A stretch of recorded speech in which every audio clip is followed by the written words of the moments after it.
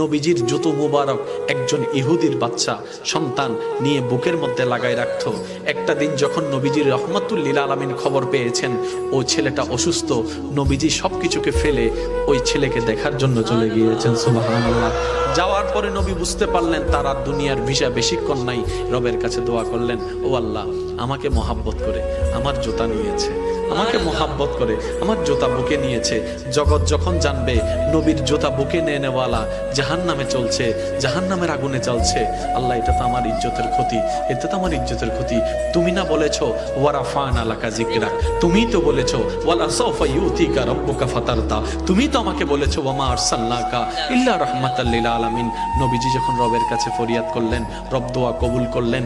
আল্লাহ তাআলা রাসূলকে নির্দেশ দিলেন, আপনি ওকে কালিমা পড়তে পড়েন। সে কালিমা পড়তে দেরি, ইন্তেকাল হতে দেরি হবে না, ইন্তেকাল হতে দেরি, জান্নাত দিতে দেরি হবে না।